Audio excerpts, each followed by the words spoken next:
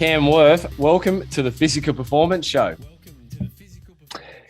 Thanks, Brad. I wanted to finally make it. Obviously, realised it's been a little while trying to both get online at the same time. You'd think in the last couple of years we would have been able to figure it out a lot sooner when we've had no other option as far as communication go. But anyway, better late than never. Mate, well, you are worth waiting for. Cam, as per your bio, there's and Pat Yonker, Australian cycling legend, if you like, has labelled you perhaps the greatest endurance athlete on the planet.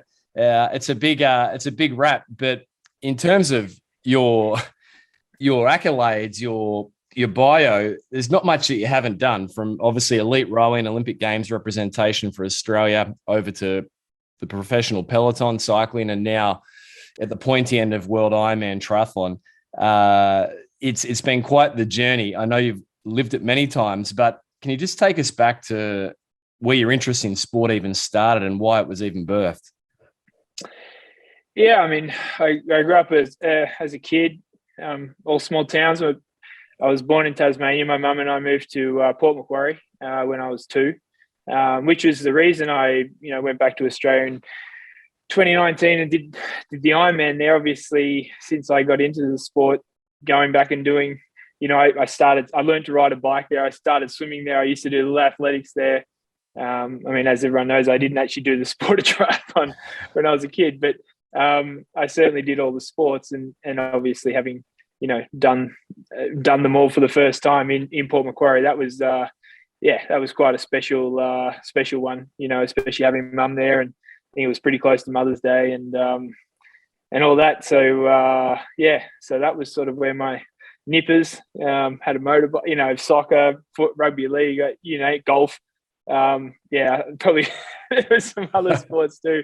That was actually my first exposure to rowing. I think I was about 5 or 6, and my mum went rowing.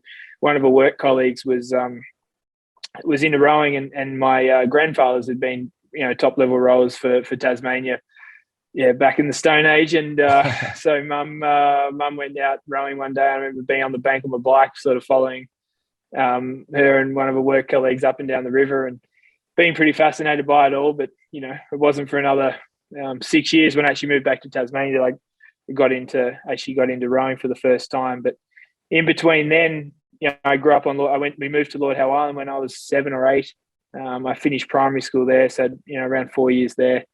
And an island of what was it, 10k long and a kilometre wide, and 300 people and 30 kids at the school. You don't really have the luxury of being a specialist in any sport.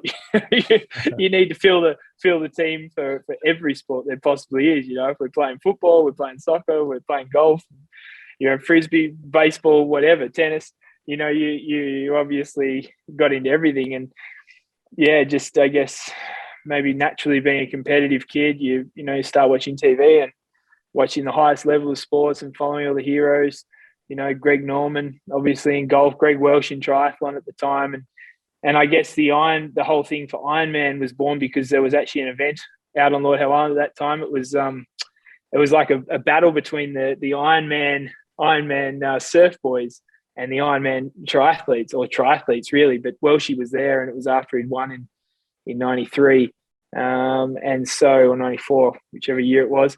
But and I actually got his singlet. I actually got his racing singlet from that event. I've still got it at home.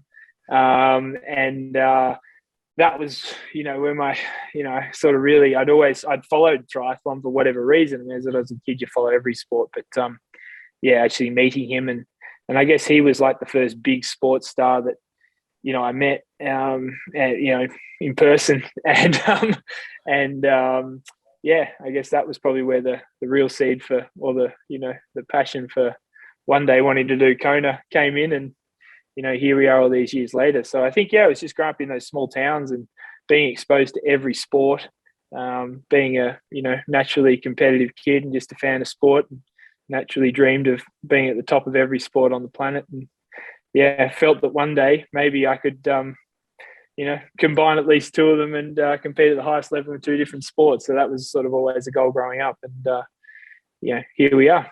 Here you are. I think I met Greg Welsh in Coffs Harbour for the Tui's Blue Triathlon Series launch, and he signed my hat. I had a green hat with Brad Bevan and Greg Welsh's signature. So we were both inspired. And I think I had Greg on my school book.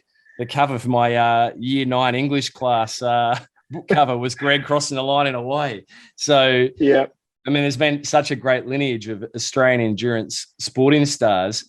But I think we can't gloss over you on Lord Howe Island. For those that aren't familiar with, Lord Howe Island, it is tiny. It's a holiday destination. You don't tend to think of it as a place to grow up. And I heard you in preparing for today, speaking on a podcast where you mentioned that one of your classmates was episode 266 guest of the show, none other than Tim Reed, 70.3 Ironman world champion, 2016, 17. So that what's the 16? What it was, I think, 2016 on the Sunshine Coast. What's the chances of that, Cam? Yeah, I mean, the first triathlon I ever did, obviously, was on Lord Howe. They have a local one around Christmas time, probably around now, probably 30 years ago. I think about it. And Tim was my big rival. And, I've obviously told the story a few times, but, we swam together as we tend to all still do. And then the bike, I got away from him, but then my bike spattered on a chain came off down a descent, and I couldn't get it back on, and obviously backpedaled and twisted it all around everything else. So it really wasn't going anywhere.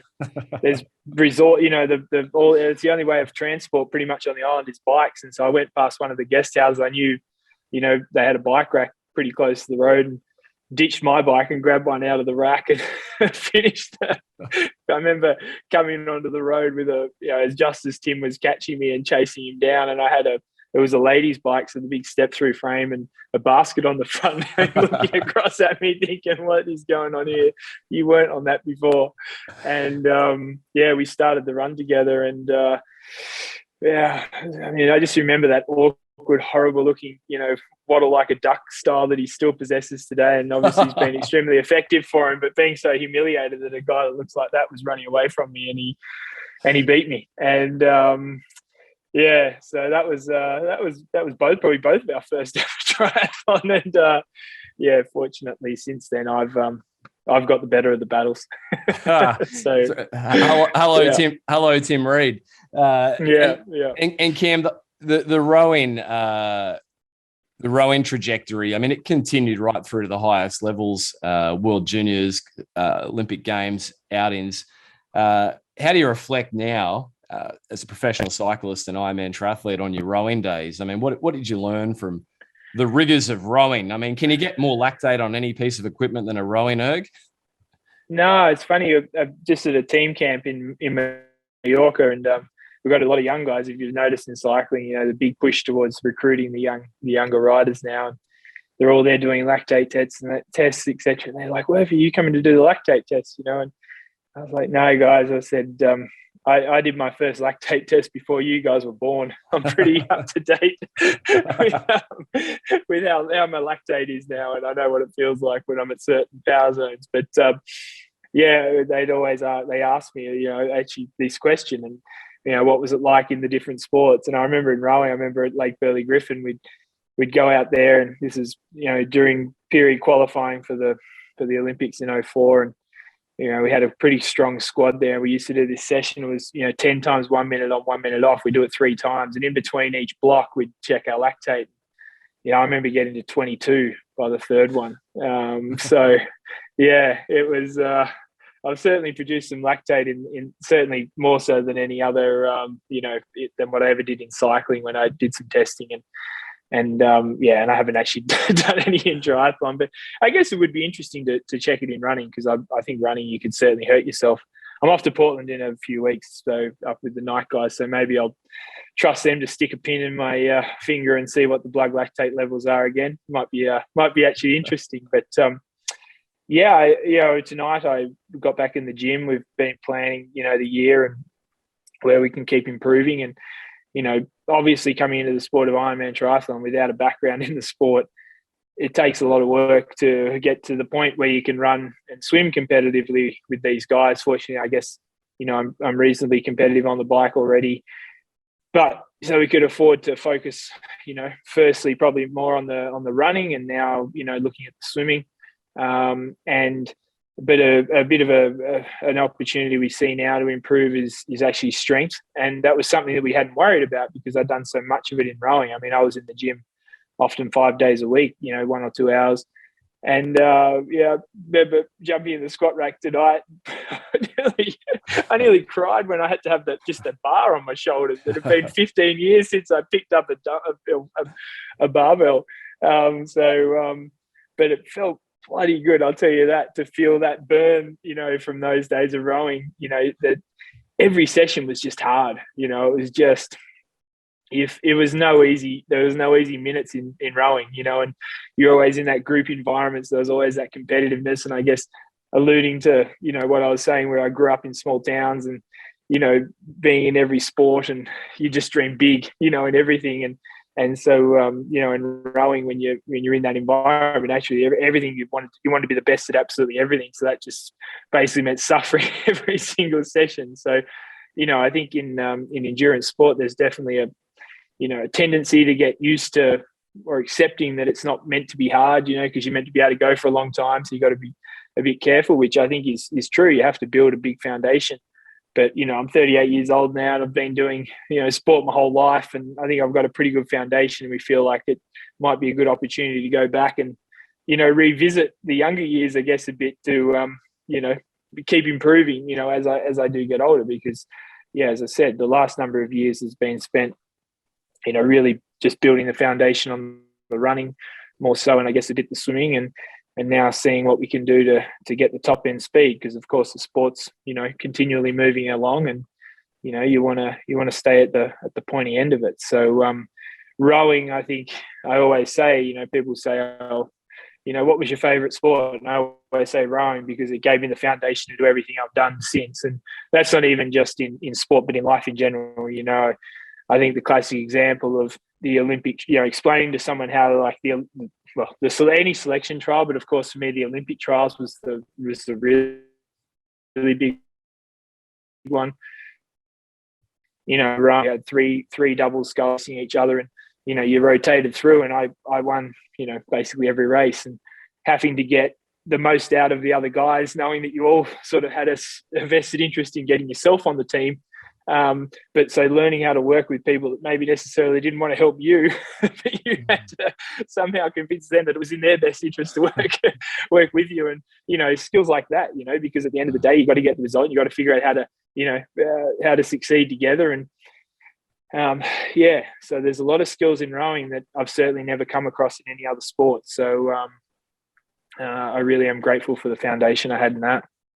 Some similarities to, I guess, the professional peloton with the teamwork involved, yet there's individual aspirations amongst the team. And the difference is in cycling, there's a big hierarchy. You got the guys that win everything, that, they're the big stars and they're going to be the big star, and you get paid quite well for your job without having the pressure of being the big star, of having to actually win, so you kind of there's money involved, and it's very different to rowing, where you're basically all just a bunch of blokes in a suit, and and the accolades are equal for everyone. There's no one that is going to be better off with the success than any other person. So of course everyone wants it. It's not like you can pay someone off or do anything like that. It's once in a lifetime opportunities. And as I said, there's certainly definitely nothing else in life that has taught me those lessons better than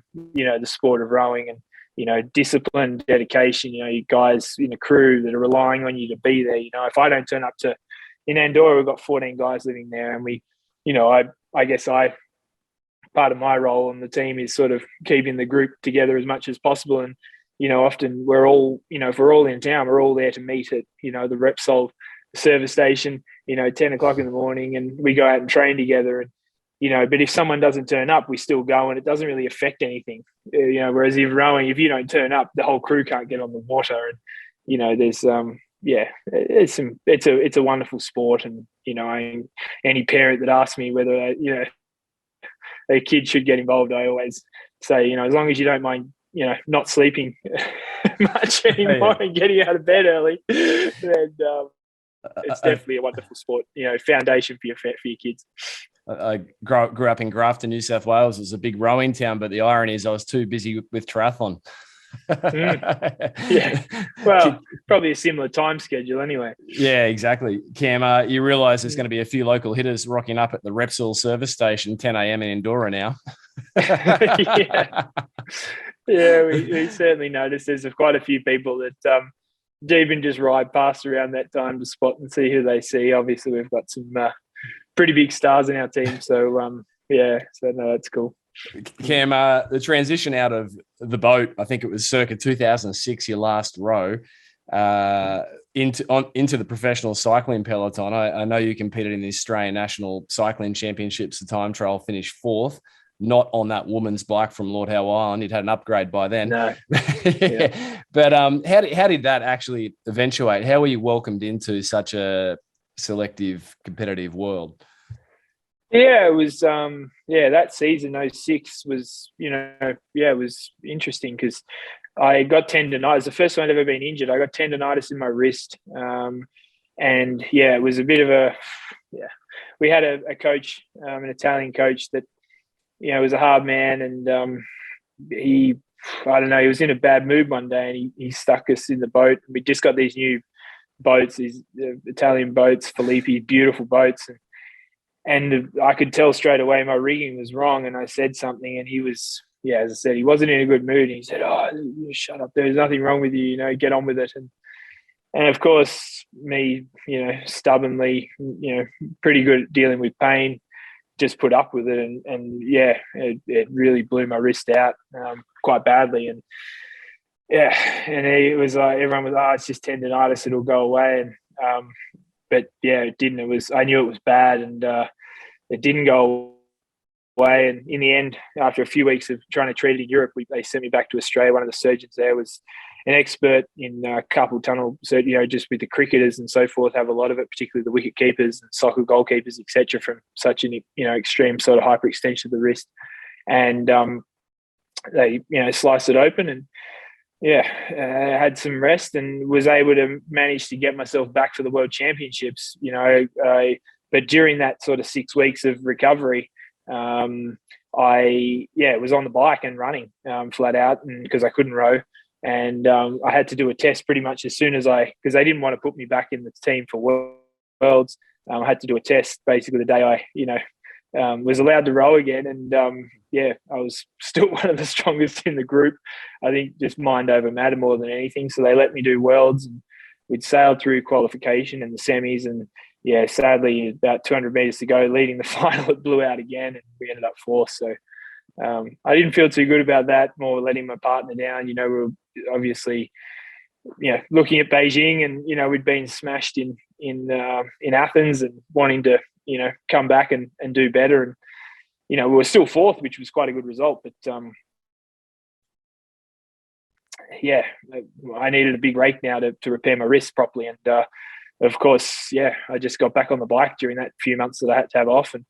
And at the end of that period was the national championships. And then the week later, I was due to go back to Canberra to start rowing again. And I went to the nationals, was 4th in the TT, and the national team, just the head coach at the time, Shane Bannon, he said, "Listen, you ever thought about changing sports?" And I was getting towards the end of my economics and finance degree, and was starting to look for jobs, and knew that cycling was a little bit more lucrative, certainly rowing, and probably a bit more desirable than working at a local wealth management office in Hobart, Tasmania, and said, "Why not? Let's give it a go." And if the national team was prepared to support me, and that was it. They threw me in, and in the first year, I was actually on I made the national team. So I went, within 12 months, I'd raced, at the elite level in rowing at the World Championships, and then 12 months later, I lined up in the TT.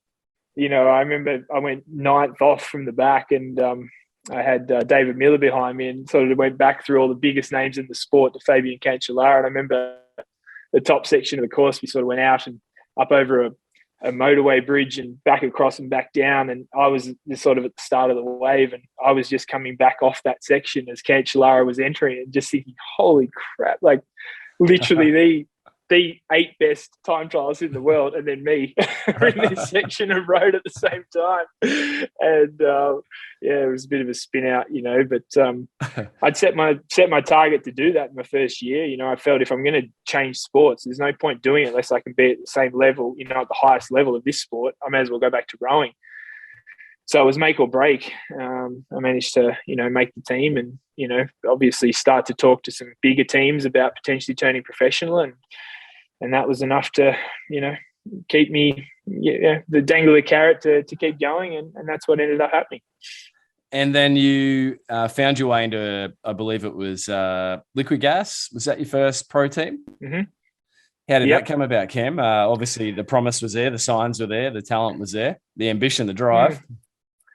Yeah, it was interesting that actually, because the second year, so 07, 08, another year with the national system, and I got approached by Lotto and Liquid Gas during that year, 2008.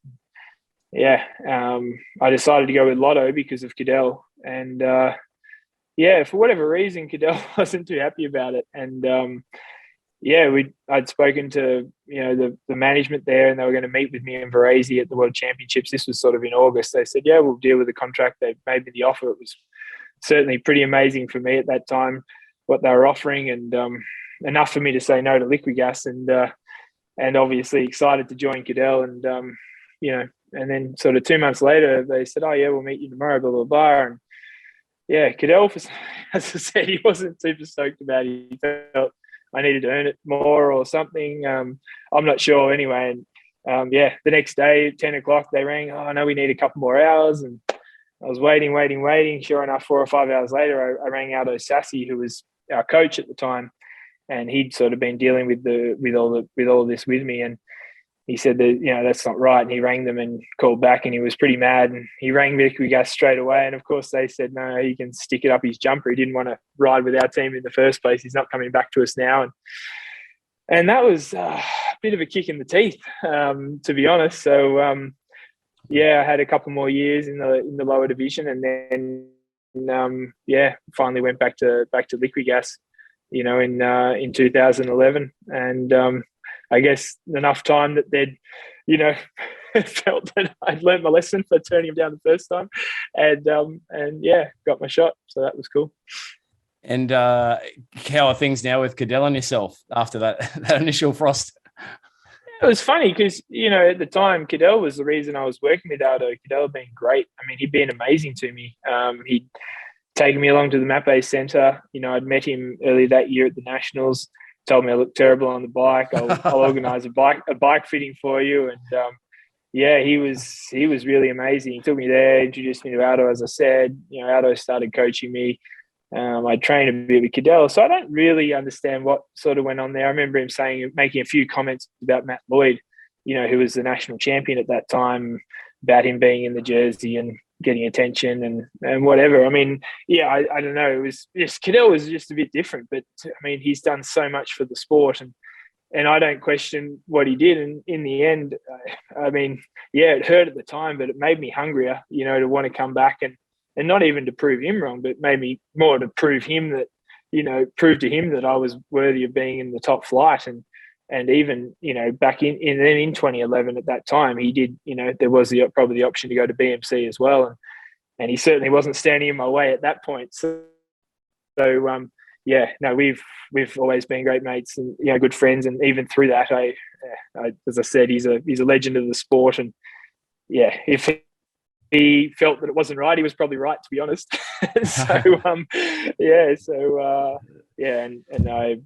Obviously we were all, he's just excited for him when he won the tour, and he's been the shining light for all of us, and setting the standard to want to go to Europe and achieve and believe we can win on the biggest stage. And that sort of goes for me with Kona as well, being exposed to someone like Cadell, and being able to go to Europe or go out of Australia and try and make it happen. So we're good. You touch on something really I'm curious about there, Cam, and that is you're exposed to Cadell. You've been exposed kind of wherever you've set foot seemingly in your sporting career. including starting back on Lord Howe Island with Tim Reed, you've always been surrounded by, the best in sport. You're an INEOS Grenadier now, formerly Team Sky, of course. You're about to go to LA, I think, to train probably with Geraint Thomas there, Tour de France winner. Chris Froome's one of your best buddies. What have you observed from, I guess, spending time around these people? Yeah, well, you'd think I would have learned a lot, and I've done a lot myself, wouldn't you?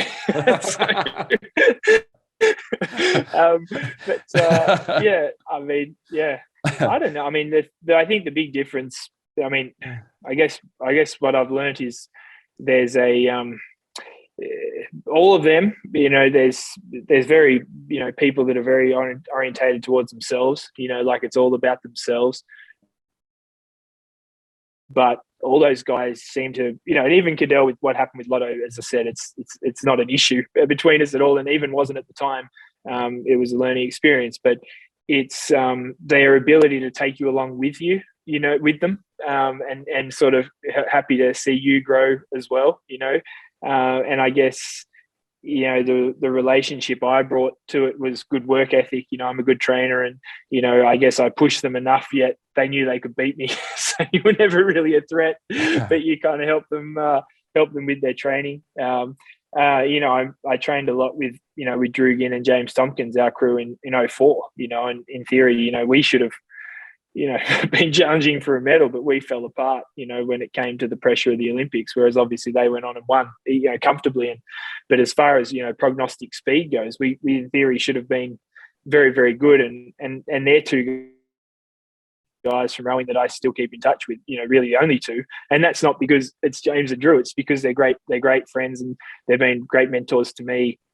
And they seem to have always believed in me, and are pushing me still now to, really try and nail Kona and try and do better on the bike as well. And, reminding me you can do both sports. Like, don't settle into being okay at both of them and be happy that you're there. Like, figure out how to go out there and kick ass in both of them. And, so you're right. I mean, all through the sport, but I think just the fact that deep down, those guys are just normal guys. There's no act with them. They don't put up any sort of facade. They just work hard, really, really hard, and and are happy to be challenged by people, but also sort of take people along with them, which I think then elevates them to be even better, perhaps. I'm pretty fortunate by the company that I've kept, and they certainly have made me believe in myself, particularly in this second act in sport more, as I've got older, and see if I can achieve some great things as well. I think many people following your journey and story, Cam, find that mindset highly inspiring. That is, you've called it your second act in sport. And we see now that, yes, in the professional peloton, there's the younger generations that are certainly achieving things that they weren't several decades ago. But on the other end of the spectrum, you've got masters athletes plus 35 years of age doing incredible endurance feats in the world of sport. And I think your journey is one of those. The promise hasn't been fulfilled. The best is still out there. Otherwise, you wouldn't still be going, right? Yeah, honestly, I mean, of course, you always look at your age and you think, oh, gosh, I should be slowing down. I shouldn't be getting better. But the reality is every year I feel like, well, I think I'm showing I'm improving. I think although I've always really, I think I have always trained hard. I don't think I've put in so that's something I've learned with, Chris and G and James and Drew, Cadell, even Ivan Basso, and then now the Tom Pidcocks, the young guys coming through, Pavel Sivakov, that I've had a lot of time around. Of course, Richie Port, yeah, okay, I could go on and go on. Tim Reed, but they seem to sacrifice a lot more than I do. I tend to be a little bit too relaxed with it all. They seem to be a bit amazed by the type of work I can do and I can sustain, and I kind of just sort of brush it off and laugh it off. Whereas, particularly, diet sleep and, maybe, friends and, having fun and being social and doing those things, they're, much better at just, switching off and, well, being on the regime is a word they all use, to be honest. And I don't think that I've been very good at that over the years. I've sort of tried to prove that you can do it without that. And I think you can be quite good, but I don't think you can quite be at the top level. But I'll also never forget something Bradley Wiggins told me, back in 2013. He was trying to get me to go to Sky, at Team Sky at the time. And he said to me that, don't bother trying to, put 100% of yourself into sport until you've got everything, in place, especially as you get older. If you've got a wife, you've got kids, you've got, team sponsors, all that stuff. When all that is right in your life, you go 100%. You've probably got, 3 to 5 years, depending on your age and how much you've been doing to that point. And that's when you'll see your potential. And, it's been a bit of a process. I've started another sport and I'm also back in cycling now, and I've been doing that for a couple of years, but I kind of finally feel, I'm married now. We've got a little boy, and, we're very settled in Andorra, and, I got a great support network around me with, obviously the crew at Nike and, the team and, my teammates and then obviously, some swimming coaches, Dennis Cottrell being one, around the place as well. And I don't want for anything, I've got everything I want. There's nothing I could dream of that, I want. I mean, I've got the crew around me, and I'm ready to maybe get a bit more on the regime and really put in those extra few bits, and that's probably something that those guys have taught me that they do, and has been the difference between them and me. There's probably a lot more differences that I'll find out, but maybe that's the main one. So look out, world. Cam Wurf is now on the regime. As you say, working with Dennis Cottrell, that's interesting. Obviously, most people would be familiar with Dennis Cottrell's coaching career, Grant Hackett being one, Sun Yang over time. But how did you connect with Dennis, Cam? Yeah, I mean, that's another crazy one. I was up on the Gold Coast training with Frumi, up where, Mystery Road, up the territory you've been riding last. And, I was there with him for very randomly. I was back in Australia. I wasn't even in sport at that point. I was getting ready to go back to the US and start working in a real estate hedge fund. And Tim just rang because Chris was there alone. He'd had a teammate with him, and he got called into Tour Down Under because one of the other guys had got appendicitis, Owen Dool. And the reality is, I wouldn't be here now. Well, I wouldn't be back in sport. None of this would have happened had this Owen Dool not got appendicitis. And Tim just randomly called me and said, what are you up to? And I said, just home for a couple of weeks. I'd known Tim since the rowing days. Back to the US to start work again. And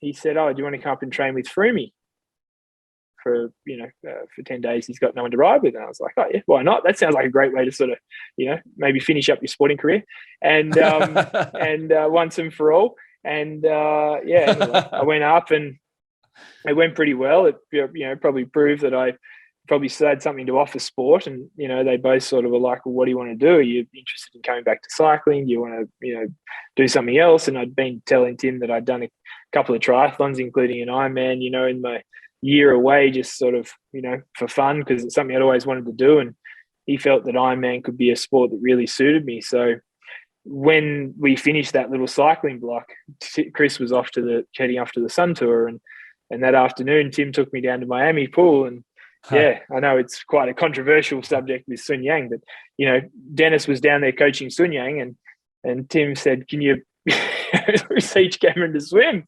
So literally, I hadn't been to swim school since I was about 4, and my first swim squad, Sun Yang and all these training partners, and it was pretty funny because I remember spending most of the swim. I think I was there for about an hour and a half, and I think I spent an hour and a quarter in the gutter on the side of the pool, Dennis teaching me just feel the water. He wouldn't actually let me in the pool. So I think I got about 15 minutes of swimming done that day, and then went back the next day. I think got a bit more time in the pool, and eventually I built up to being able to actually jump in the pool at the start of the session. So but since then, we've checked in with Dennis sort of every year, and obviously recently, there's been the issues there, so I haven't obviously had as much to do with him, but still keep in touch. And obviously, he's done amazing things for swimming in Australia, and quite an icon. I think anyone that follows the sport, the images of him on pool deck, watching Grant succeed, something makes the hairs on your back of your neck stand up, and pretty amazing to be able to. Back to what you said, I'm just so blessed with the people around me, and I just got to pinch myself every day, to be honest, and that I get up and go after it, go after the ambitions that we have. Amazing, Cam. What a contrast. Sun Yang in his prime and Cam Wurf on the side of the pool, with Dennis doing no doubt animated stroke examples for you. And that morning I'd been on the bike with Chris Froome. Right. That's a charmed life. And this was, what year was this, Cam? This was 2017. Okay. So sort of when it all kind of began. Yeah. So about 4 years ago now. I guess important for the listeners following the journey, you exited the cycling peloton for a bit of a hiatus, and this is your return, if you like. Yeah. I had a couple of years completely out, and I was living in LA and having a good time, and eased back into it with triathlon for a few years, and then the end of 2019 was when Team Sky, well, it was Team INEOS then, asked me to go to the camp in Mallorca. It was more a case of just sort of integrating me more in with the team officially, even though the plan was to continue just focusing on Kona.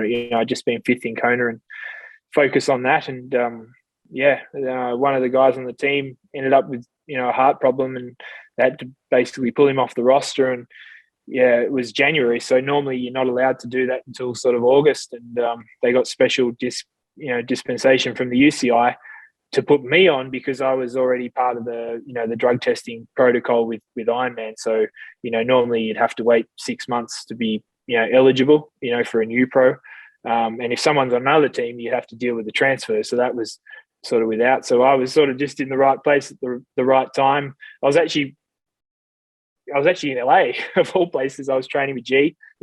As you said, he'll be out in LA with me training for the month of January. But that started back in 2018. Obviously, he went on to win the Tour that year. So it's something we've tried to replicate each year. And then last year with COVID, he couldn't go, but Froomey was out there with me.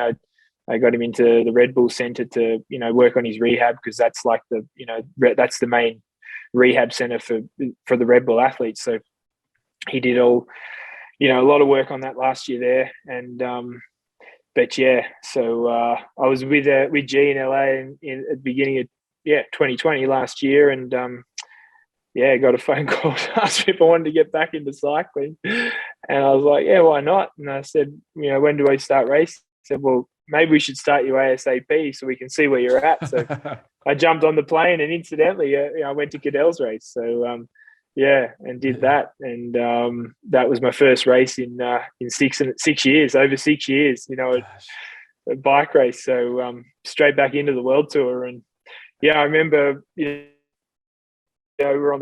started, it was windy, quite windy that day, and we turned left, across tailwind, and Luke Roder said, "Righto, Murphy, light it up." And it had been that long since I'd raced, I'd forgotten which side of the road you go to for an echelon.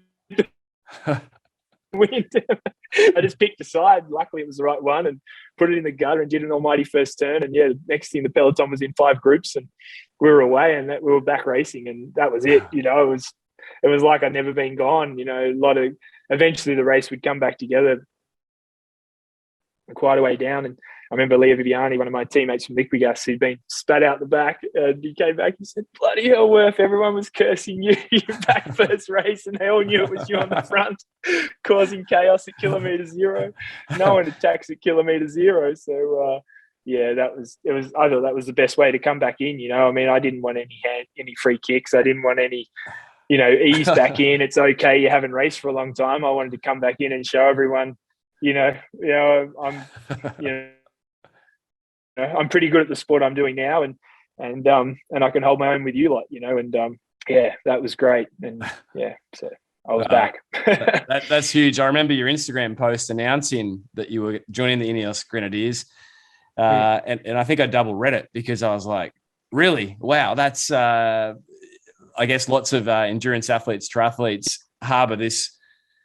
Could they be a professional cyclist and an Ironman triathlete? And here you were, really, from my knowledge, having been around the sport my whole life, perhaps the first, really, to do it at that level. I think you are the first, Cam Wurf. Yeah, I am. I mean, even the whole rowing to cycling thing. I mean, you've had Drew Ginn had a bit of a go, and Hamish Bond. Both guys that have achieved a hell of a lot more than I will ever achieve in rowing, but for whatever reason couldn't quite crack that. And then now we've got another guy, Jason Osborne, a young German guy. He stagiaired with Quickstep last year now. I don't think they didn't sign him as yet, but they might. He's trying to make the transition. I'm doing everything I can to help him with that. What advice I can give him. But yeah, it's funny because people don't understand the intricacies of the peloton. It's not as easy as, you got a big engine, you're going to be fine. For example, if you just hit your brakes, the thing is, at the highest level, we're going so much faster. So that means you come into a corner so much faster. So we're harder on the brakes, so we slow down and then we bang out. And if you're even harder on the brakes because you're a bit nervous and you're chasing all of a sudden to get back in the wheels every corner, it doesn't matter how strong you are. When it comes to the crunch time, you're just going to get spat out the back, from guys that are efficient with it. You watch a Sagan or an Alaphilippe or a Pidcock now, Wout van Aert, Van der Poel, these guys, they just sail around the group, through the group. They're just, not that they're not also phenomenally strong, but they're also how to save their energy. It's quite incredible. And that's the thing that, people from other sports probably don't pick up on. And I don't know how I picked up on it because I certainly didn't have a cycling background racing wise. But yeah, I was just fortunate enough to, I remember Cadell telling me, you can never be too far forward in the bunch. I mean, it's probably best not to be on the front. It's always best to get a bit of protection, but it's much easier to be at the front and drift back than be back trying to get to the front. And if you watch the way he raced, he was very rarely ever too far back. So, and then I think after 6 years, stepping out of the world tour, everyone says, you go out for a year and that's it. You never come back. I think, well, why not? I mean, you see guys, leave the AFL or leave the NRL or, obviously NBA or NFL, other big professional sports. And when they come back, they don't go back and play minor leagues. Otherwise, there'd be no point coming back. And in my case, I was never wanting to come back to cycling. I happily left the sport behind. The only reason I would ever come back to cycling was because I'd be with this team, which is the best team in the world, with a bunch of guys I was spending a lot of time training with and really enjoying being around, and had all expressed that, God, it'd be great to have you back on the team at some point, And so, for me, that was natural. I knew I was good enough to race at that level. So I didn't really see that it was a big deal, but, I understand why it's a bit odd because no one's ever done it before. And so, but hopefully, that's a good thing. Hopefully maybe it, inspires other guys that if they do want to take a break and step away and whatever, it's fine to come back if you want to. It's not easy. I definitely noticed that first race, even though I was on the front foot early in the race, I definitely noticed not long after that how much I'd lost. But and I had to work pretty hard through last year to get that back. But I've certainly felt pretty comfortable this year, and I'm never the first guy dropped in a race. And I mean, who could say no to being wooed by to become an INEOS Grenadier? It's the stuff of dreams.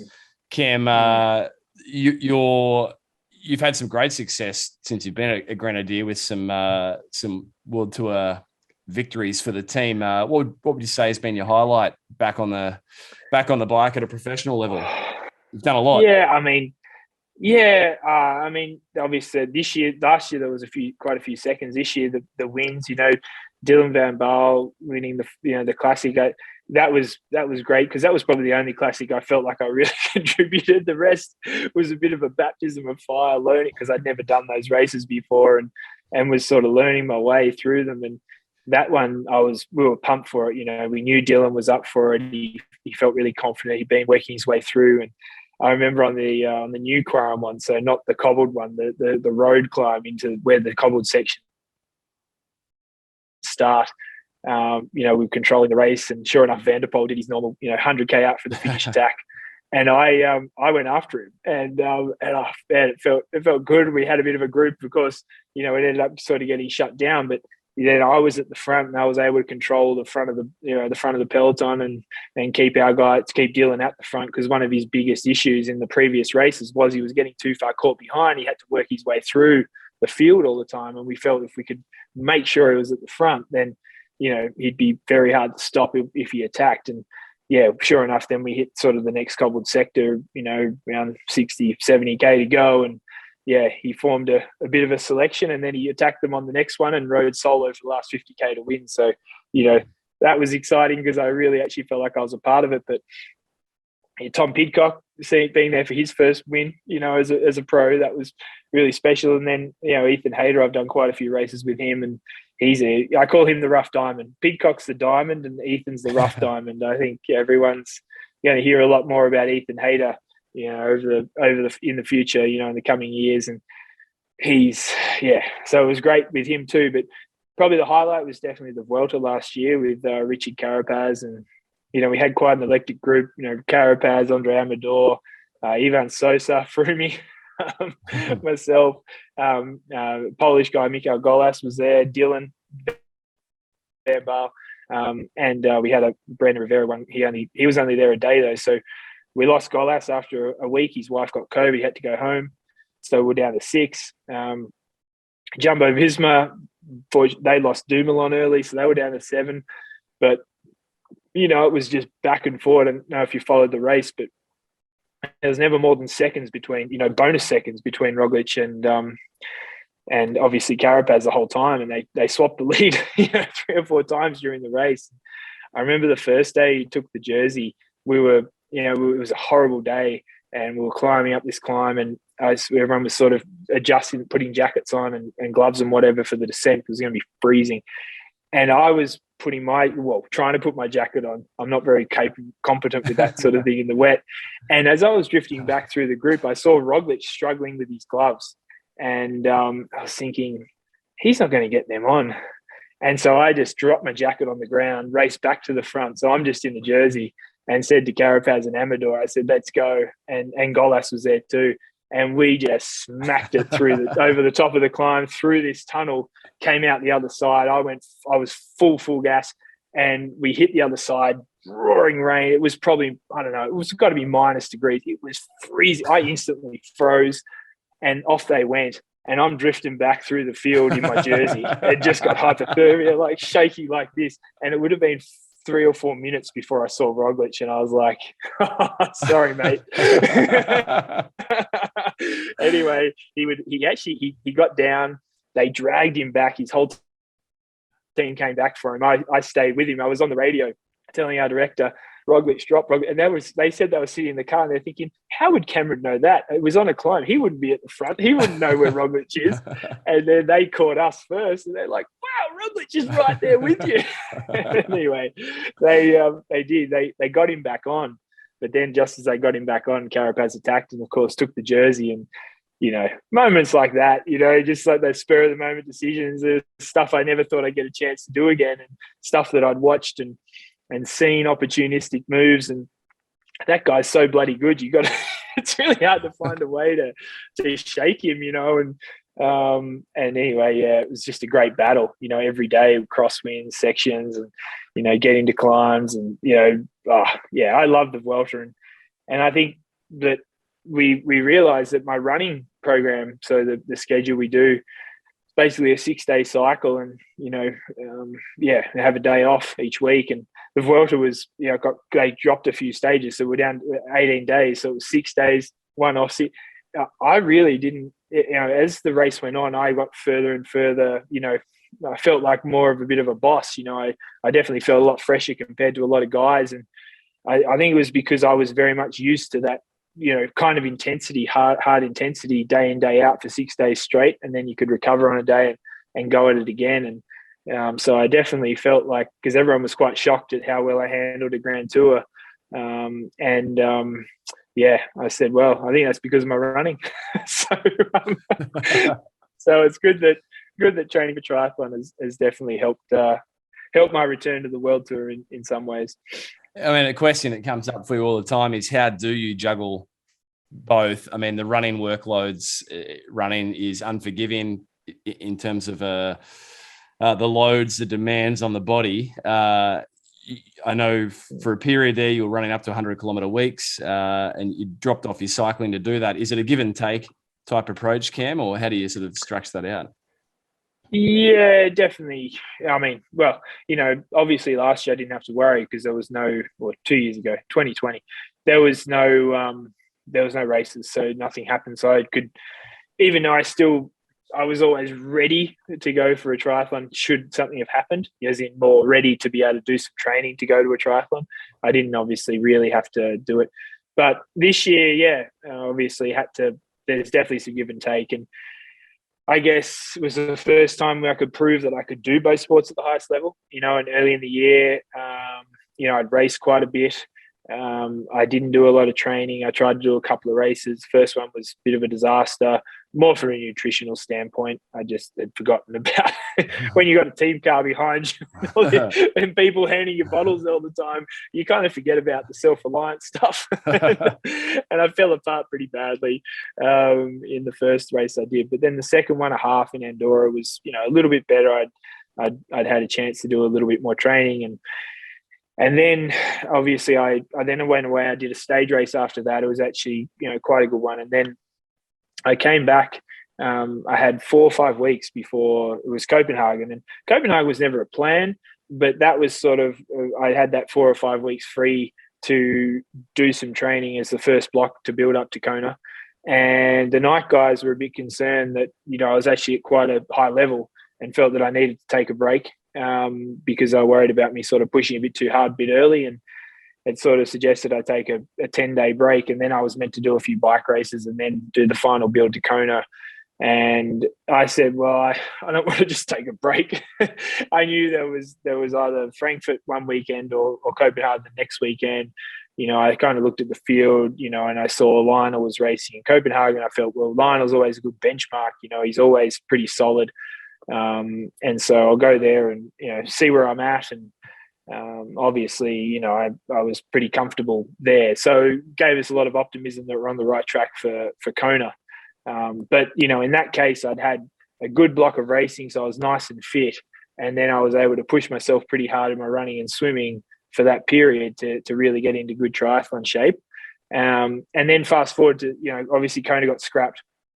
I went back on the road. I did a bunch of bike races towards the end of the year. And then there was Mallorca, and that was the week after my last bike race of the year. And Tim Kerrison felt, well, right, this is a great opportunity to really prove you can do both at the same time, with a very short turnaround. And it was interesting because I was definitely incredibly fit. And in the swim, I had an incredible swim. At one point, I lost the front group, which was, Florian Angart and a few others. I bridged to it on the first lap, but I was completely blew up like a cheap watch. I hung on. It was an Aussie exit halfway through. I hung on till about 100 meters before the beach, and I thought, right, I'll just back it off here and I'll catch them on the beach. I'm an Aussie, so I'm good at this part. I couldn't stand up. I was so exhausted after 2K of the swim, just because I was so fit and just thought that I could just go, but it just completely destroyed me. And then obviously the second group, the main group, I spent the whole next 2K on my own. They caught me just as I got out of the water. And then, I was just pretty flat the whole day. I was just, I honestly, I was struggling to run up the beach after the swim, and got on the bike and had to try and gather myself and get myself into the race, and obviously got to the front and, had a couple of guys with me and wanted to drop them, but I was a bit afraid to push too hard, thinking I'd blow up myself. So I kind of just had to sort of manage all that and see hopefully pray that I have some incredible run. And in the end, I didn't have a great run, but I was able to sort of gut it out and get third. But, I think what it taught me was during that bike racing block, I tried to keep up with my running. And the first couple of races, I really felt that on the bike.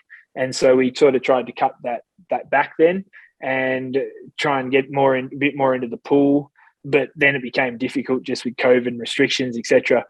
But I probably learned that during a racing block, racing on the bike, the most important thing is my swimming, because if I just had a bit more technical proficiency, like good feel for the water with that fitness, I probably would have had an incredible swim, which would have set me up for the bike just nicely. And then I still ran a 2:53 or something, which isn't sort of far off my best. And I think if I'd had that freshness, going onto the run, I still could have put together a really good race. So yeah, I learned a hell of a lot. But that field in Mallorca, that was a field that if you weren't on your game, they was going to pay for it. And, sure, you look at the guys, okay, the guys ahead of me, but the guys behind me, you got Bart Arnott's, you got Mickey Weiss, you got, a bunch of other guys that have been contenders in Kona, and obviously Bart on the podium, and very good guys that were behind me. So, I think I can honestly say that I'm doing both sports at a pretty high level. So that's good. But obviously the next step is to try and always be at the top of both. Yeah, absolutely. And Cam, I think people that follow your journey will be enthusiastic about the gains you've made with your run leg. I recall watching you run to victory in 2019 Ironman Italy just several weeks before you went to Kona for your fifth place there that year, 2019. You dropped the 2:45 off the bike. What you talk about your team, working with Nike. What do you think are the top three things that have made the biggest difference to your running these last several years? Well, for starters, consistency, in 2019 particularly, and even last year for blocks, and then of course this year for blocks, that the consistent, week and week of work, of good volume. And for me, that number seems to be around 100, 120K a week. And then the other, I guess probably one of the big things I learned, from what I've learned through Elliot, we have the same sort of, group that Nike that work with us, is that not to overdo it. It's always, if you feel good, don't try and do more that day. Just, bottle that and make sure you turn up the next day and do a good job, because there'll be a day where it's a bit tough and you need to save that bit for when you get that tough day. Because if you keep on trying to push a bit more and push a bit, that's when you really become susceptible to injury. And the key to being, maintaining a high level is obviously consistency and being consistent with your work. And, if you look at the races now that over the past two seasons, 19, 21, that I've actually targeted and trained for, I've been very, relatively consistent, that mid to high 240, 250 range, even with good or bad, days. So, that's probably the big one. I think a lot of people focus, I don't know, I do only know from what I do, but certainly there's no, crazy focus on crazy speed. The fastest guys, okay, now they're running 2:35, but even that, it's what, 3:40, 3:45 pace, something like that, running. I don't do any stuff running 3 minutes or 2:50 or 2:45 or anything. Again, that opens you up to injury. I'm not saying that we mightn't do that at some point, but it certainly hasn't been discussed that it's something where we're working towards. And also from what I hear, the way Elliot trains, he runs at 2:50 for a marathon, so of course he does a lot of work at that pace. But it's not like he runs 2:20 or anything, from what I'm told. Understanding the type of effort that you're working towards. And I guess for us, of course, an Ironman run is quite a bit slower. So, maybe a top speed working off what you think maybe your flat marathon time might be. So of course for me, we think potentially that's around 2:30 somewhere, maybe on a good day in the 20s, somewhere high 20s. So that sort of pace is sort of as quick as, I'll go in training. Yeah, I think that's the key. It's consistency, being able to put the weeks and weeks of work together back to back to back. For us, we found it's sort of 4 to 6 weeks, in blocks throughout the year, and then just keeping it that, just sort of tapping on the ceiling, but not smashing through it. For the distance stuff, for the type of running that is required in our sport, or for me anyway. And that's been they'd be the 3 big things, and then not going crazy with the speed and exposing yourself to the potential injury, because that's obviously always the biggest risk with running. Yeah, absolutely. That intensity control and consistency so key. Cam, where do you think your genes come from? These endurance genes of yours? Yeah, I was actually just at dinner and people were talking about that. My dad, he was very good sport. He actually was a great runner at school. He ended up leaving home when he was quite young, 14, went to the army, and ended up being a fisherman. That's when he moved to Tassie, and met my mum through that, and they had me. But he, at the time, he would beat Rob De Castella. He'd smash him, he said, by accounts from his friends that I've met. Wow. He was really top notch, and potentially could have been one of the best runners that the country had life not dealt him the cards they did when he was younger. But he was a great athlete, and at that point I think De Castella went to Xavier College on a scholarship. He said something like he went to one of the big schools. And Dad obviously left home, went to the army, but he's certainly been. I remember when I had a rowing machine. We had 2, and he'd do the sessions with me, and he'd always sort of say he'd never asked me to do something he wouldn't do himself. I moved back and was living with him when I went to high school, and moved back to Tassie, and so he took me to the gym. He used to. He made me. He said, "I know you want to have a beach body like all your mates, but I'm going to teach you to be strong." So he used to make me do, each body part at 5. So I'd go 5 days in a different body part each day, and I never got big. I did get quite strong, but I was always quite, I guess lean, but pretty strong for my size. And I think that's been the big thing. The tendonitis in my wrist has really been my only injury I've ever had. Apart from a broken a couple of bones, but certainly no wear and tear ever, which has been pretty amazing. And when I tell, coaches and like certainly when I did my screening with the night guys and talked about my background, they felt that background as a 14, 15, 16-year-old kid is something that built you a nice foundation to ensure that you didn't, you could handle stuff as you got older and prevented injury. So he was an abalone diver, amazing set of lungs. He still holds the record for the number of fish. I think he caught 300 ton, in a year, and he did that in 300 days. So, think about a ton a day of abalone. It's quite a lot. He was certainly a bit of a beast of a human, and I guess that's where his work ethic and his endurance and I guess stubbornness just to work hard. Probably where I got that from. Gosh, Cam, is your father still alive, still with you?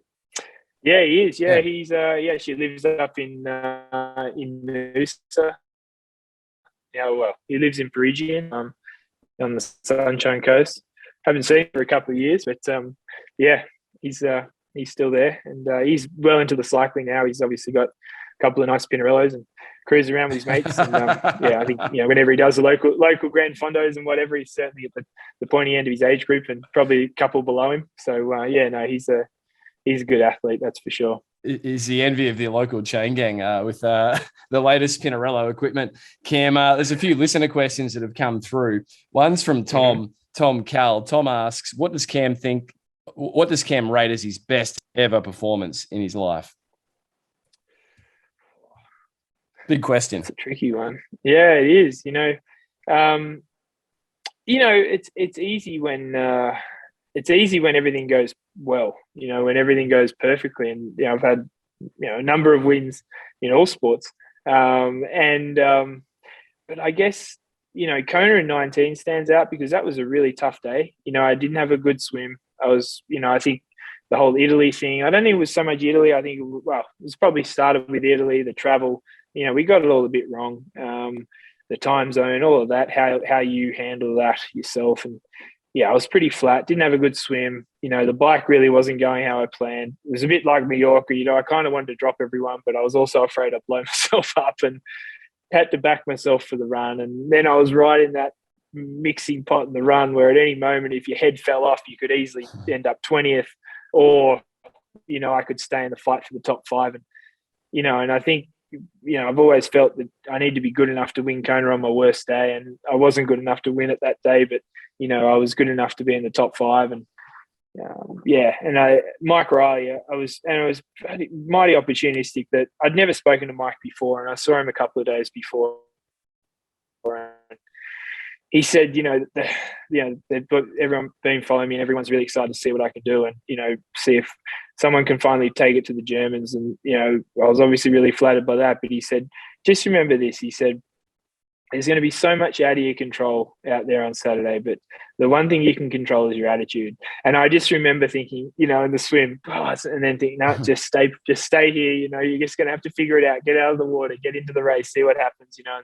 Same on the bike. I felt like I was going to blow up a few times, and just hang in there. And sure enough, finally, one by one, they started dropping off. And the run, same thing. Lionel and Alistair came charging past me, and Sebi, and it's like, just be calm, just run your pace, and slowly but surely work my way back through. And I think that day was, just on a personal level, even though it wasn't so successful, it was considering how everything went, I was quite happy with myself. That day that I was able to save some face. Controlling the attitude. Brilliant. Joe Coombe, a very passionate, recreationally competitive triathlete from Australia, based in Noosa actually, asks, big fan of yours, if Cam was Lionel Sanders' coach, what would he have him do differently? And obviously this is a bit of an ongoing joke in the triathlon world. Yeah, like I said, lead by example.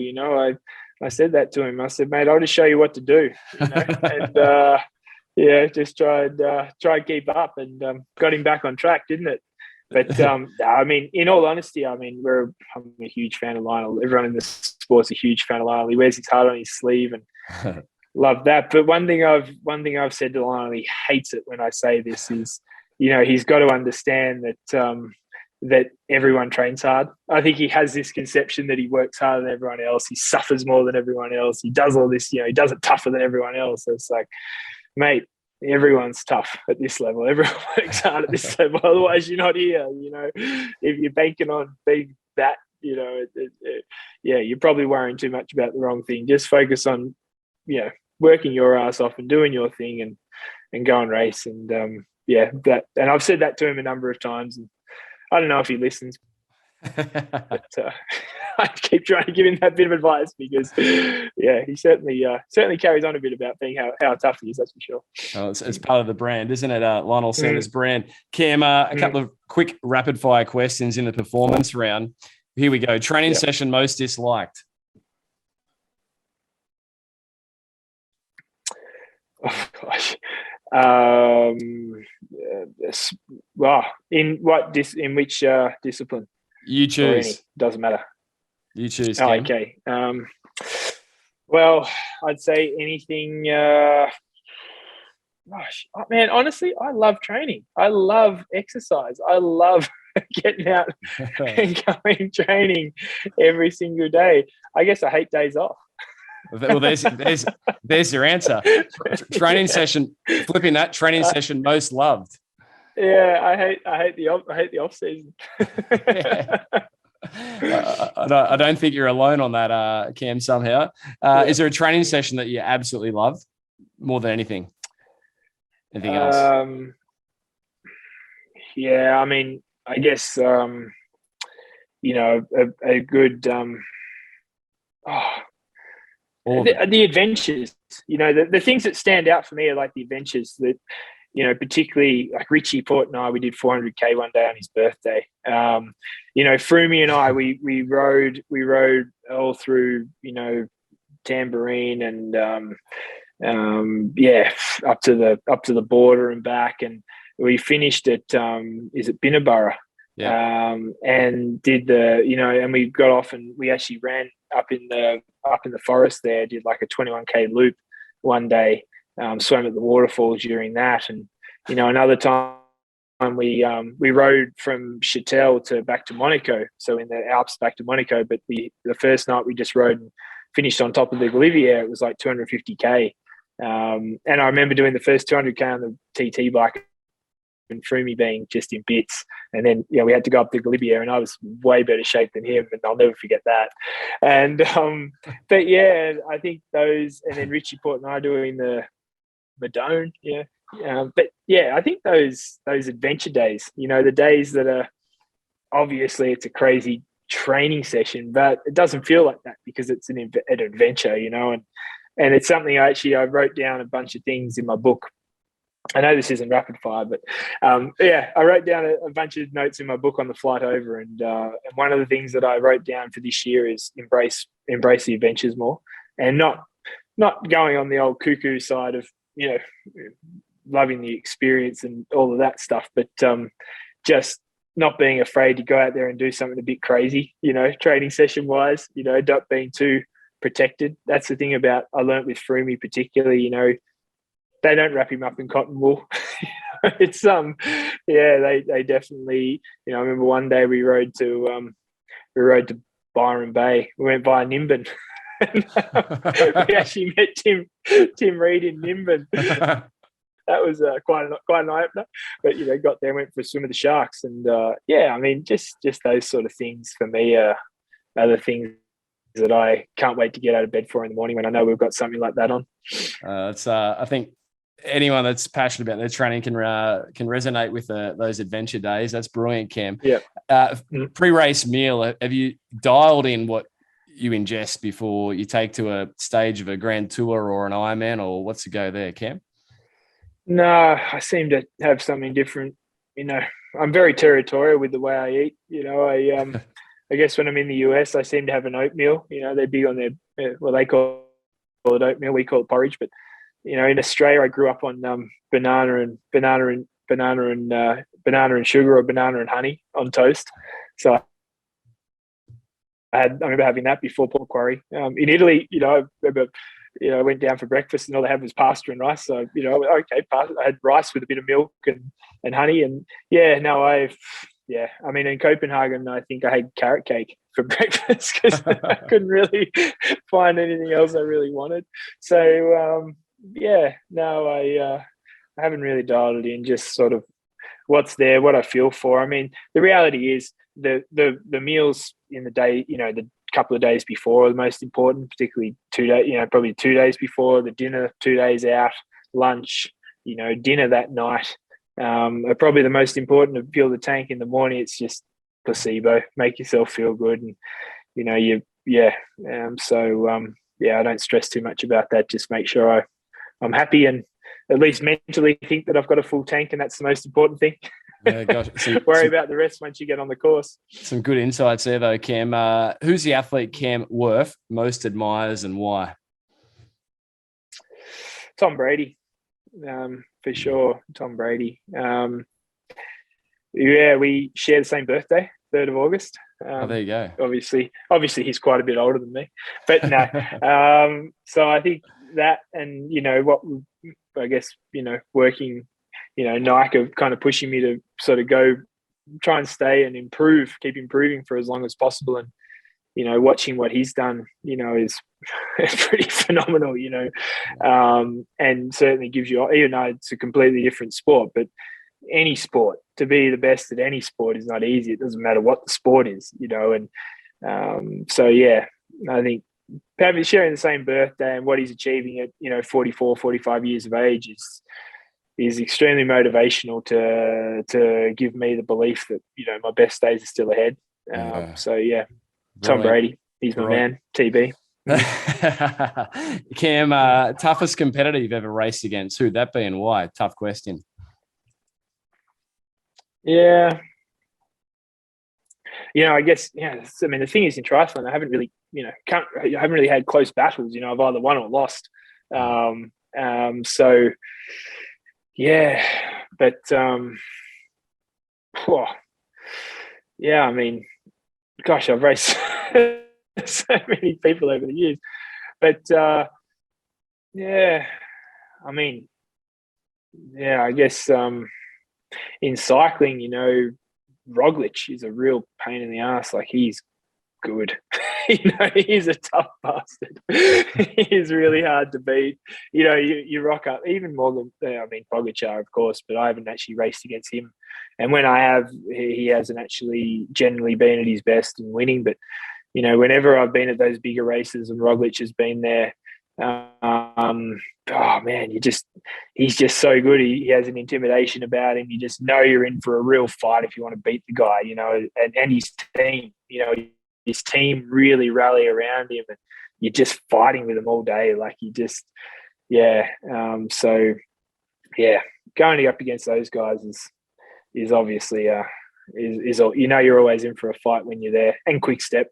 Quick Step the same. But in triathlon, I'd love to have, I don't know, I'd love to just win by a long way, to be honest. but I wouldn't be upset if I ended up with a rivalry with one of the with the top guys, and we had some big battles in the future. And yeah, we'll see what happens in the next couple of years. We come out of COVID.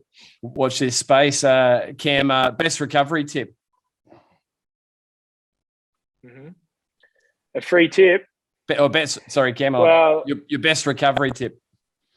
Oh, best recovery tip. Oh, well, I mean, a bit of a sponsor plug, but Amp Human, the cream. It's momentous now, but the PR lotion. I mean, the biggest thing, before an Ironman, I use it obviously all over my body, and okay, the legs and whatever. I mean, I know it makes a big difference, but the big one I notice is where I know it works, genuinely know it works, is I thought, so my mate Jimmy Johnson, he's a NASCAR driver, one of the best ever, 7-time champion. Now he's racing Indy cars.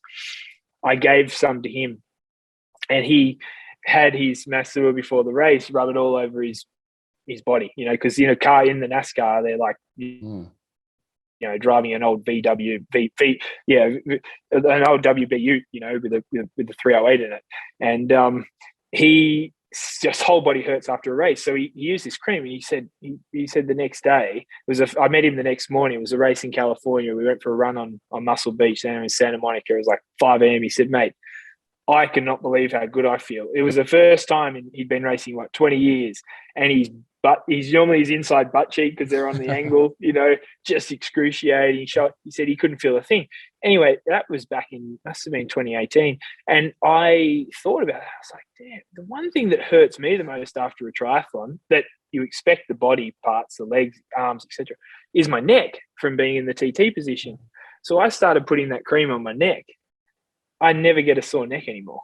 Never. I wake up the next day, because what it does is it lowers the pH of the muscle. So it just, lowers that acidity and toxicity in the muscle. So even like a static motion, like driving a race car, or another mate of mine, Cal Crutchlow, MotoGP guy, rider, he uses it all over his body, said the same thing.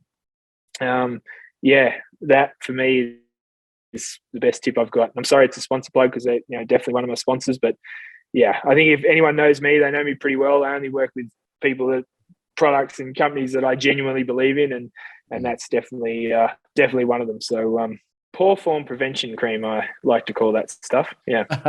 Poor form prevention cream. Brilliant. Mm-hmm. Cam, final few questions here in the physical performance round. One word to describe your racing style. All in. We'll go for the 2 words, all in. Or we can make it 1 word, all in. Oh, sorry, you did. Yeah, well, I thought you could do little conjunction. Of course we can. Cam, how would you describe being in the zone?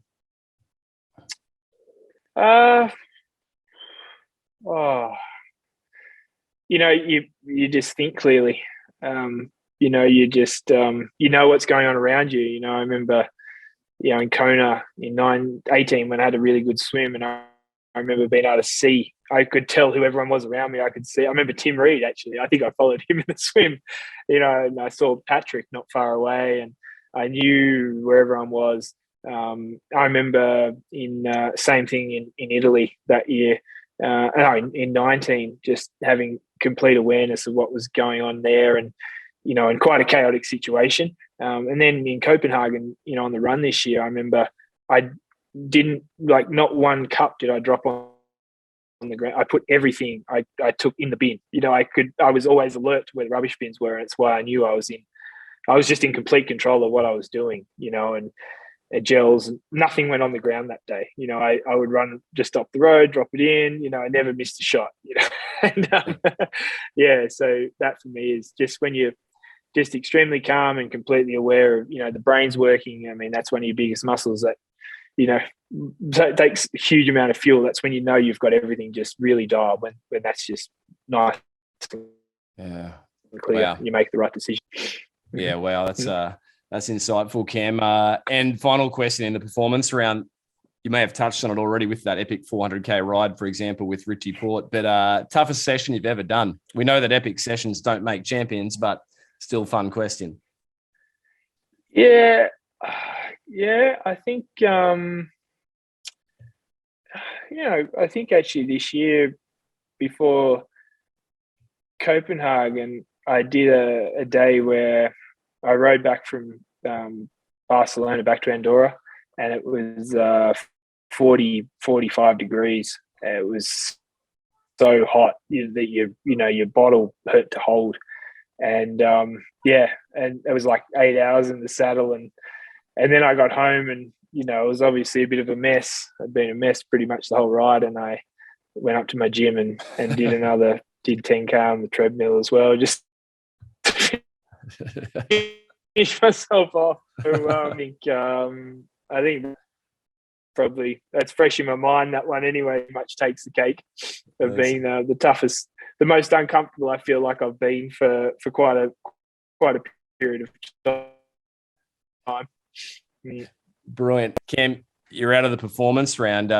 Final two questions. If you could boil everything you've learnt and are learning still into one piece of advice to help listeners of this show perform at their physical best, what would Cam Wurf's single piece of advice be?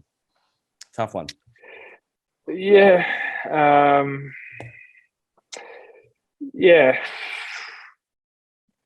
I guess, gosh, it is a tough one. You really hit me. You really poached me with these. But I'd say, again, if you haven't done the work in training, don't expect to do it on race day. I think that we all think that, we can, do blocks and build up, and then it'll all just come together. But, the reality is, and I'm not saying to go out and do an Ironman on a Sunday, a couple of weeks before you do your Ironman, but make sure you can swim 3.8K comfortably. Make sure you can ride your bike 180K comfortably, and be confident that, worst case scenario, you can walk a marathon. But that's probably the only one that you can maybe just fudge a little bit as far as your preparation goes, if you're content with taking as long as you need to take. But, if you're going to look at an Ironman, for example, but any sport, just make sure you can go the distance, and then I guess, work on how you're going to put them all together. I'd at least think about trying to put the swim and the bike together, in one day before you go and do a triathlon. But just remember that, if you haven't done, and again, the run, you don't have to go and run a marathon, but I would recommend you running for, staying on your feet for 2 or 3 hours or so at some point, just so your body knows what that's going to feel like. It's just all about getting the most out of yourself on race day. At the end of the day, you've often done weeks or months or years of preparation, so you may as well get the most out of it. Yeah, absolutely. It's all about that preparation. And Cam, finally, every guest of the physical performance show issues the listeners with a physical challenge for the week. So I'm very curious, what is Cam Wurf's physical challenge going to be? Do I have to do it as well? Let's say yes. Well, I swam 10K the other day for the first time ever. It was something I'd been afraid of probably should have said what I was afraid of. That's something I've been putting off for about 4 years now. But I got in the pool yesterday actually, and swam 10K. So yeah, it took me 2 hours, nearly 2 hours 40. But yeah, no fins, definitely no fins. My wife said if you're going to do it, you can swim it. But it was actually an amazing challenge for me, because I actually got in the pool and I didn't feel great, and I was thinking, gosh, like I'm actually feeling a bit heavy here. I mean, I need to figure out how to do this efficiently, otherwise I don't think I'm going to make it. And as I got in, it was probably, even after 6K, I started to feel, like I was swimming better. And then when I finished, I couldn't actually believe my time. Like I had a few breaks here and there, have some drinks, etc. And but the speed, for me was quite quick. I'm unfortunately much better at swimming in the ocean than I am in the pool. But it taught me that that importance of awareness, body position, and floating, for example, and not slowing yourself down. It was actually an incredible exercise for me personally, and I'm really glad I did it. So maybe not 10K, but maybe just do your longest swim you've ever done. How about we do that? Longest swim you've ever done. That's great. And you must tag Cam in if you complete the challenge, at CJ Wurf over on Instagram, and the show at Physical Performance Show. Cam, lots coming up for 2022. You recently published a great blog recapping on your 2021 season over on your Instagram gallery link. So I'd encourage people to jump over there and read along on your reflections. But what are the goals for 2022? Coming in hot once again at INEOS Grenadier, and potentially too. What about with Hawaii / Ironman Triathlon World Champs? Yeah, well, first I've got to qualify for Hawaii. That's probably the biggest goal. I mean, I could potentially do that in St. George, I guess, but we'll see. I mean, with the team, until sort of, I guess, the end of August, I'm really sort of committed to being available for when they need me. So when I can do an Ironman, it will be when I get a runway to prepare. I mean, I've learned, as I said, a lot from last year as far as being able to balance both. I'm not afraid to maybe do an Ironman the weekend after racing on the bike, but I'd obviously need to make sure I got the work done I felt I needed to in those, few weeks before that. So, first part of the year will simply be about qualifying for Kona and wherever that is, that'll be. And then, I'd obviously love to be a part of as many wins as possible with the team. That definitely motivates me like nothing else to go out and win myself. So that's the big one. And then, obviously the dream is Kona. So, first you can only chase one rabbit at a time. So we'll worry about qualifying and then go from there. Yeah, brilliant. Well, Cam, I know you've got a huge legion of fans following your journey. You're one of the endurance sports, despite your own reflections in your blog, most accomplished characters, but also one of the most entertaining and lighthearted, but obviously still there to get a job done type of guys. So, mate, thank you for stopping by the Physical Performance Show. The years have been worth the wait. Pleasure. And hopefully maybe next time when we catch up, we'll have a bit more to discuss and maybe some more to celebrate. It'd be great. Some hardware for that enlarging pool room of yours, Cam. Thanks once again, mate. You're super generous. Awesome, mate. You can go get it this year, eh? Thanks very much. I appreciate it, as always. Thanks, Cam. Legend, mate. See you, mate. Cheers.